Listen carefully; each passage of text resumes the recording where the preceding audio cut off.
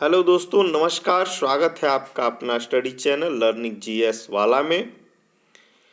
आज से हम सीटेट जुलाई के लिए 6 to 8 सेकेंड पेपर के लिए सेशन शुरू कर रहे हैं, जो क्लास 6 का एनसीईआरटी इतिहास विषय से है। तो जैसा कि आप स्क्रीन पर देख रहे हैं, अध्याय 1 प्रारंभिक कथन, क्या, कब, कहाँ और कैसे। तो चलिए इस शुरू करते हैं।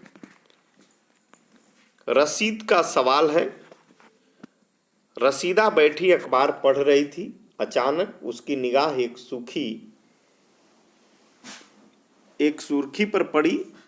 100 साल पहले वह सोचने लगी कि यह कोई कैसे जान सकता है कि इतने वर्षों पहले क्या हुआ था। तो कैसे पता लगाएं? कैसे पता लगाएं? तो यह जानने के लिए कल क्या हुआ था, तुम रेडियो सुन सकते हो, टेलीविज़न देख सकते हो या फिर अखबार पढ़ सकते हो। साथ ही यह जानने के लिए कि पिछले साल क्या हुआ था, तुम किसी ऐसे व्यक्ति से बात कर सकते हो जिसे उस समय की स्मृति हो। लेकिन बहुत पहले क्या हुआ था, यह कैसे जाना जा सकता है? अतीत के बारे में हम क्या जान सकते हैं?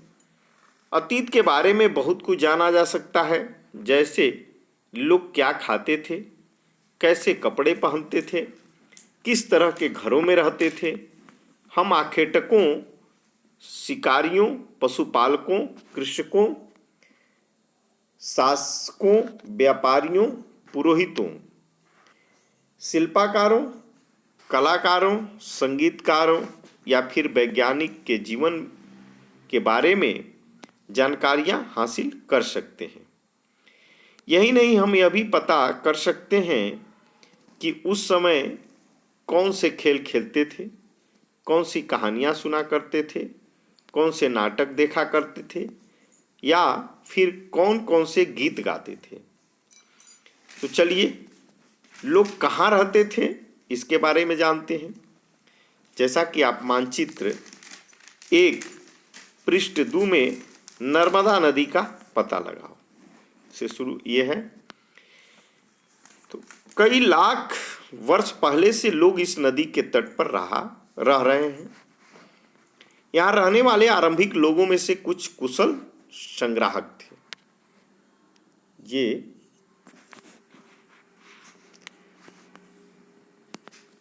नर्मदा नदी की बात है। किसकी? नर्मदा नदी। तो कई लाख वर्ष पहले से लोग इस नदी के तट पर रह रहे हैं। यहाँ रहने वाले आरंभिक लोगों में से कुछ क्या थे? कुशल संग्राहक थे।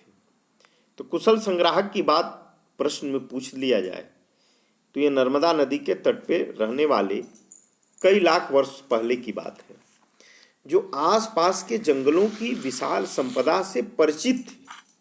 अपने भोजन के लिए वे जड़ों, फलों तथा जंगल के अन्य उत्पादों का यहीं से संग्रह किया करते थे। वे जानवरों का आखेट शिकार भी करते थे। अब तुम उत्तर पश्चिम की सुलेमान और किरथर पहाड़ियों का पता लगाओ। देखिए, यहाँ से अभी जो दिसंबर सीटेट का एग्जाम हुआ है, यहाँ से प्रश्न पूछा था सुलेमान और किरथर पहाड़ियाँ। तो सुलेमान और किरथर पहाड़ियाँ किधर हैं? तो उत्तर और पश्चिम, उत्तर और पश्चिम। ये देखिए, उत्तर और पश्चिम सुलेमान और किरथर पहाड़ियों का पता लगाना है। तो दिशा किधर है? उत्तर पश्चिम, ये ध्यान रखिएगा, सुलेमान और किरथर पहाड़ियों का। इसी क्षेत्र में कुछ ऐसे स्थान हैं जहां लगभग 8000 वर्ष पूर्व स्त्री पुरुषों ने सबसे पहले गेहूं तथा जौ जैसी फसलों का उपजाना आरंभ किया। तो गेहूं और जौ फसलों का उपजना आरंभ कहाँ हुआ? 8000 वर्ष पहले सुलेमान और किरथर पहाड़ियों के क्षेत्र में। उन्होंने भेड़, बकरी और गाय, बैल जैसे पशुओं को पालतू बनाना शुरू किया। ध्यान रखिएगा इन पशुओं को, किसको? भेड़, बकरी और गाय बैल। भेड़, बकरी और गाय बैल, ये लोग गांव में रहते थे। रहन सहन कैसा था? तो गांव का था। उत्तर पूर्व में गारो तथा मध्य भारत में विंध्य पहाड़ियों का पता लगाओ। तो गारो किधर पहाड़ियां हैं? तो गारो की पहाड़ियां उत्तर पूर्व में है। विंध्य की पहाड़ियां कहाँ हैं? तो मध्य भारत में है। ये कुछ ऐसे क्षेत्र हैं जहां कृषि का विकास हुआ। तो इन क्षेत्रों, कृषि का विकास कहाँ हुआ? बात किया जाए कृषि का विकास कहाँ हुआ, तो उत्तर पूर्व गारो तथा मध्य भारत के विंध्य पहाड़ी के क्षेत्रों में। जहां सबसे पहले चावल उपजाया गया वे स्थान विंध्य के उत्तर में स्थित है। जो सबसे पहले चावल मिला वह कहाँ मिला था? तो मध्य भारत के विंध्य के उत्तर में। विंध्य के उत्तर में, विंध्य के प्रश्न उत्तर, पूर्व, पश्चिम, दक्षिण पूछ सकता है। तो सबसे पहले चावल उपजाया गया मध्य भारत के विंध्य के उत्तर में। इस सभी प्रश्न जो भी सीटेट 6 to 8 का जीएस का 60 प्रश्न पूछता है वह सभी प्रश्न एनसीईआरटी के 6 to 8 से ही पूछता है, सोशल स्टडी से। तो चलिए आगे चलते हैं। ये क्षेत्र है, आप मैप के माध्यम से देख सकते हैं। ये देखिए उत्तर पूर्व, ये सुलेमान किरथर की पहाड़ियाँ, ये देखिए ये काबुल नदी, जो ये झेलम, चिनाब, रावी, सतलज, सिंधु, थार का मैदान है, ये राजस्थान का क्षेत्र, ये हिमालय है। और यहीं देखो ये देखिए ये गारो पहाड़ियाँ हैं यहीं। और ये नर्मदा नदी है मध्य प्रदेश के क्षेत्र में, महानदी उड़ीसा। और ये गोदावरी, ये दक्कन का क्षेत्र दक्षिण का हो गया, गंगा नदी, चंबल। तो इस प्रकार से ये मैप है। बंगाल की खाड़ी, अरब सागर, लक्षद्वीप, हिंद महासागर आप देख रहे हैं। तो ये देखिए थोड़ा सा ये अध्ययन कर लेते हैं, फिर हम मानचित्र पर सिंधु तथा इसकी सहायक नदियों का पता लगाने का प्रयास करो। सहायक नदियां उन्हें कहते हैं जो एक बड़ी नदी में मिल जाती है। तो सहायक नदी कौन होती है? जो किसी बड़ी नदी में मिल जाती है। लगभग 4700 वर्ष पूर्व इन्हीं नदियों के किनारे कुछ आरंभिक नगर फले फूले। गंगा व इसकी सहायक नदियों के किनारे तथा समुद्र तटवर्ती इलाकों में नगरों का विकास लगभग कितना वर्ष पहले हुआ? 2500 वर्ष पूर्व में हुआ। गंगा तथा इसकी सहायक नदी सोन का पता लगाओ। तो सोन किसकी सहायक नदी है? ये ध्यान रखिए। तो गंगा नदी की सोन, यमुना। गंगा के दक्षिण में देखिए, दिशा भी याद रखते चलिए। गंगा के दक्षिण में इन नदियों के आसपास का क्षेत्र प्राचीन काल में मगध, जो वर्तमान बिहार नाम से जाना जाता था। मगध कहाँ है? तो मगध जो है बिहार राज्य में था। और ये गंगा के दक्षिण में सोन नदी किधर है? पूछ दे, सोन नदी किधर है? तो ये गंगा की एक तो सहायक नदी है और गंगा के दक्षिण में है, जो वर्तमान बिहार राज्य में है। और मगध जो प्राचीन काल का क्षेत्र था वह भी बिहार राज्य में था। इसके शासक बहुत शक्तिशाली थे और उन्हें एक विशाल राज्य स्थापित किया था। देश के अन्य हिस्सों में भी ऐसे राज्यों की स्थापना की गई थी। लोगों ने सदैव उपमहाद्वीप के एक हिस्से से दूसरे हिस्से तक यात्रा की। कभी कभी हिमालय जैसे ऊंच पर्वतों, पहाड़ियों, रेगिस्तान, नदियों तथा समुद्रों के कारण यात्रा जोखिम भरी होती थी। फिर भी ये यात्रा उनके लिए असंभव नहीं था। अतः कभी लोग काम की तलाश में तो कभी प्राकृतिक आपदाओं के कारण एक स्थान से दूसरे स्थान जाया करते थे। कभी कभी सेनाएं दूसरे क्षेत्रों में विजय हासिल करने के लिए जाती थीं।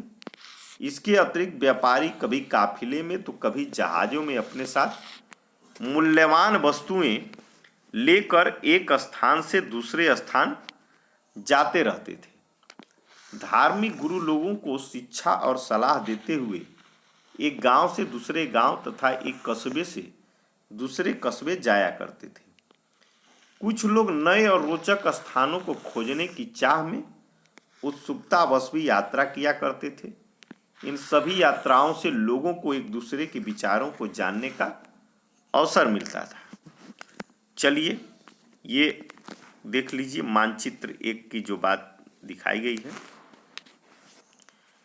दक्षिण एशिया, आधुनिक भारत, पाकिस्तान, बांग्लादेश, नेपाल, भूटान और श्रीलंका और अफगानिस्तान, ईरान, चीन, म्यांमार आदि पड़ोसी देशों को दर्शाता है। दक्षिण एशिया एक महाद्वीप से छोटा है। दक्षिण एशिया एक महाद्वीप से छोटा है, लेकिन विशालता तथा बाकी एशिया से समुद्रों, पहाड़ियों तथा पर्वतों से बटे होने के कारण इससे प्रायः उपमहाद्वीप कहा जाता है। तो उपमहाद्वीप क्यों कहा जाता है? समुद्र, पहाड़ी तथा पर्वत से बटे होने के कारण इसे उपमहाद्वीप कहा जाता है। समझ गए होंगे। और पड़ोसी देशों को भी आप याद रख लीजिएगा भारत के, क्योंकि एनसीईआरटी में जो कुछ भी दिया है वो सब जीएस है। आइए अब आगे चलते हैं।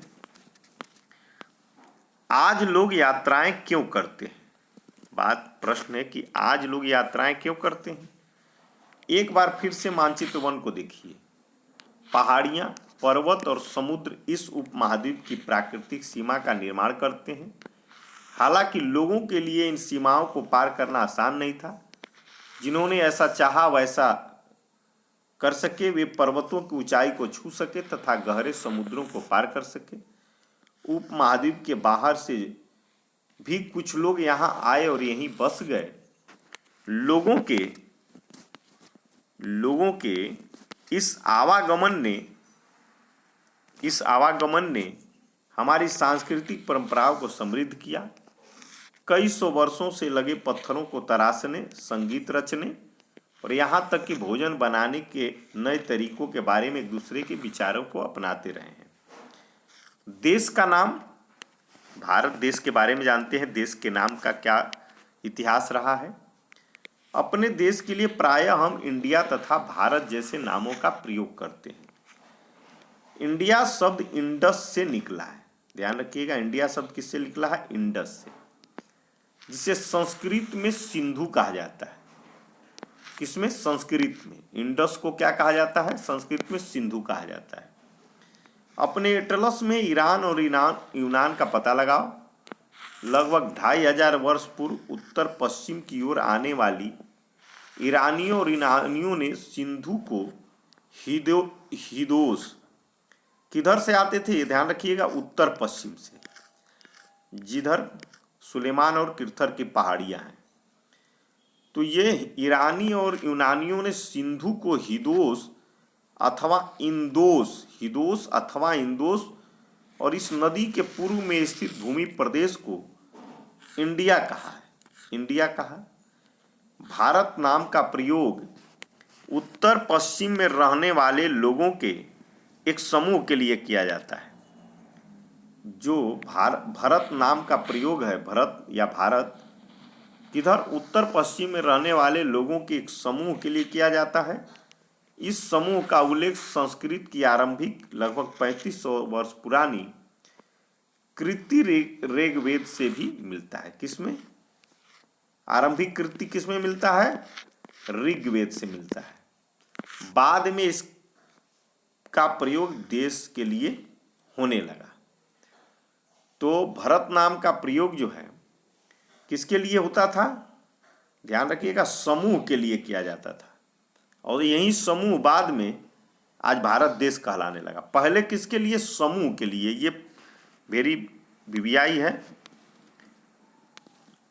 अतीत के बारे में कुछ जानिए भारत के। अतीत की जानकारी हम कई तरह से प्राप्त कर सकते हैं। इनमें से एक तरीका अतीत में लिखी गई पुस्तकों को ढूंढना और पढ़ना है। ये पुस्तकें हाथ से लिखी होने के कारण पांडुलिपि कही जाती है। तो ध्यान रखिए किस लिए? हाथ से जो पुस्तकें लिखी गई उसे क्या कहा गया? पांडुलिपि कहा गया। अंग्रेजी में पांडुलिपि के लिए प्रयुक्त होने वाला मैन्युस्क्रिप्ट शब्द लैटिन शब्द मेनू, जिसका अर्थ हाथ है, से निकला है। तो अंग्रेजी में पांडुलिपि के लिए क्या प्रयुक्त होता है? मैन्युस्क्रिप्ट। यह लैटिन शब्द मैन्युस्क्रिप्ट लैटिन शब्द मेनू से बना है, जिसका अर्थ क्या है? हाथ।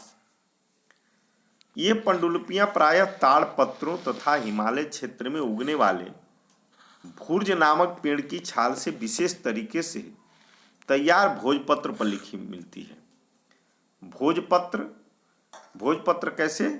तो पेड़ तैयार होता है तो पेड़ की छाल से। किस पौधे से? भूर्ज। भूर्ज नामक पौधे से भोजपत्र तैयार होता है, जो पेड़ की छाल से। ये सभी चीजें आप ध्यान रखिए, यहीं से प्रश्न पूछा जाता है। तो आज यहीं सेशन समाप्त करते हैं। कल दूसरे सेशन में इस पूरे टॉपिक को कंप्लीट किया जाएगा। तो चैनल को सब्सक्राइब कर लें ताकि पूरी आप सीटेट की तैयारी कराई जाएगी, जिससे पहले हम 6, 7, 8 एनसीईआरटी की इतिहास, भूगोल और सिविक्स तीनों को पढ़ा लें, फिर आपको आगे की ओर ले चलेंगे। धन्यवाद। Thank you.